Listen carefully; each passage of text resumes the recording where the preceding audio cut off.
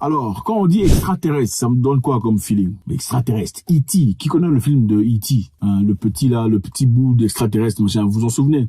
Beaucoup ici n'étaient même pas nés. Alors, nous avons une situation très intéressante ici. Les États-Unis finalement viennent de révéler l'existence des extraterrestres. Ouais, choquant, bouleversant. Avant de commencer, je vous encourage de faire ça. C'est toujours avec beaucoup de plaisir. Merci de faire partie de ce mouvement de grandeur. Et aussi, si vous n'êtes pas encore abonné, faites-le s'il vous plaît, avec beaucoup de plaisir. Voilà. Alors le Congrès américain avait tenu une séance, une audience spéciale où on a invité des gens. C'était pour faire une investigation sur la présence des objets, des ovnis. Ok, des ovnis sont des objets volants non identifiés qu'on revoit à maintes reprises. Je sais que c'est une conversation très difficile à accepter parce que ça va juste au bord de la cohérence, n'est-ce pas? C'est difficile d'accepter ça parce que on a une logique selon laquelle les choses doivent avoir une certaine logique. Mais on ne peut pas parler de logique sans inclure les choses qu'on ne connaît pas. On va garder la tête très ouverte et les pensées très légères dans l'objectif de comprendre ce qui se passe. Le Congrès américain appelle une séance spéciale pour essayer de comprendre l'existence des extraterrestres et des objets volants non identifiés. Le Congrès américain a tenu une audience publique sur les affirmations selon lesquelles le gouvernement dissimulait un programme de longue date qui récupère et inverse l'ingénierie des objets volants non identifiés. On dit que le gouvernement américain serait en train de dissimuler les informations sur l'existence des extraterrestres. 3 vétérans militaires à la retraite ont témoigné mercredi devant un sous-comité de surveillance de la Chambre qui était la dernière incursion. Le Congrès dans le monde de UEPA,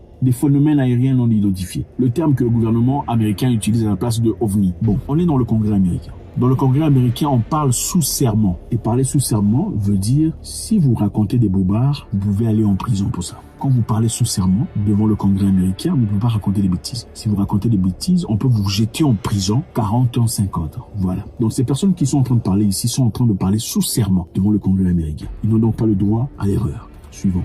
You've stated that the government is in possession of potentially non-human spacecraft. Based on your experience and extensive conversations with experts, do you believe our government has made contact with intelligent extraterrestrials? Something I can't discuss in public setting. Okay, I can't ask when you think this occurred. If you believe we have crashed craft, stated earlier, do we have the bodies of the pilots who piloted this craft?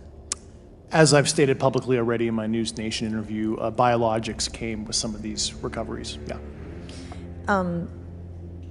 Were they, I guess, human or non-human biologics? Non-human, and that was the assessment of people with direct knowledge on the program I talked to that are currently still on the program. And was this documentary evidence, this video, photos, eyewitness? Like, how would that be determined? The specific documentation I would have to talk to you in a skiff about. Gotcha. Yeah. Okay.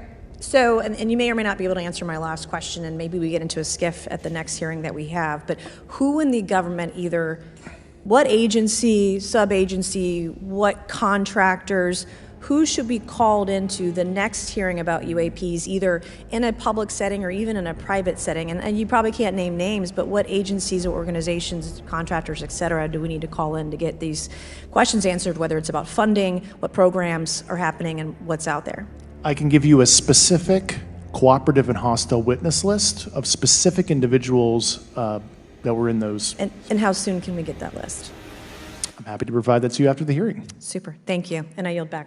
Donc, comme je l'ai dit, on a invité 3 personnes, 3 vétérans américains pour venir s'exprimer. Le gouvernement américain a commencé à prendre en question les UEPA, les phénomènes aériens non identifiés, plus au sérieux ces dernières années, poussant à plus de recherches car les observations observées pourraient être une question de sécurité nationale. Donc, ils ont dit, OK, ça pourrait être une question de sécurité nationale, on va investiguer pour comprendre quelles sont ces histoires. La principale inquiétude était que les observations soient potentiellement une technologie de surveillance aérienne inconnue utilisée par la Chine pour collecter des renseignements sur la défense américaine. Évidemment, il faut donner une logique à ça. Ils se sont dit, bon, peut-être que ce sont les Chinois qui sont en train d'envoyer des ovnis dans le but de collecter et d'accumuler les informations sur la défense américaine. On va aller faire de recherches pour comprendre. Alors, une personne intéressante a dit, il y a une dissimulation alléguée, une dissimulation complète du gouvernement américain. Le major à la retraite, David Grotch, l'un des vétérans qui ont témoigné mercredi, a déclaré qu'il avait été invité en 2019 par le chef d'un groupe de travail gouvernemental sur les pans à identifier des programmes hautement classifiés liés à la mission du groupe de travail. Lorsqu'on lui a demandé si si le gouvernement américain avait des informations sur la vie extraterrestre, Grush a déclaré que les États-Unis étaient probablement au courant des activités non humaines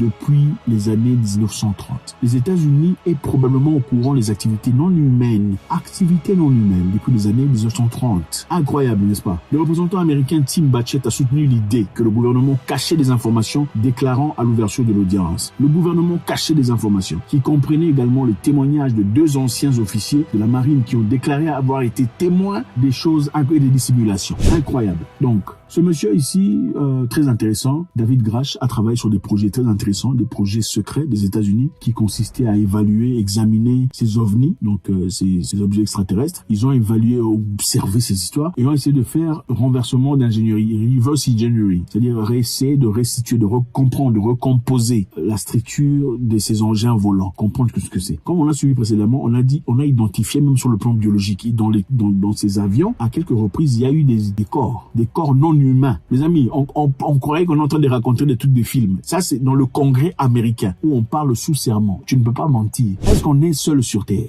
Vous savez, il y a un temps, l'ancien ministre de Défense canadien, après avoir passé beaucoup d'années, il avait grandi, il n'avait plus rien à perdre. Il est sorti en public pour informer, ministre de Défense canadien, ministre, en parlant de crédibilité, ministre de Défense canadien. Il a dit, nous ne sommes pas seuls sur Terre. Il y a des êtres qui viennent de temps en temps, qui sont déjà ici depuis plusieurs années, qui vivent parmi nous. Well, because I know that they are.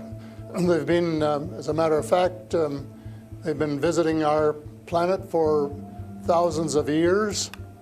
And one of the cases that would interest you most, if you give me 2 or 3 minutes to answer, is during the Cold War, 1961, there were about 50 UFOs in formation flying south from Russia to across Europe.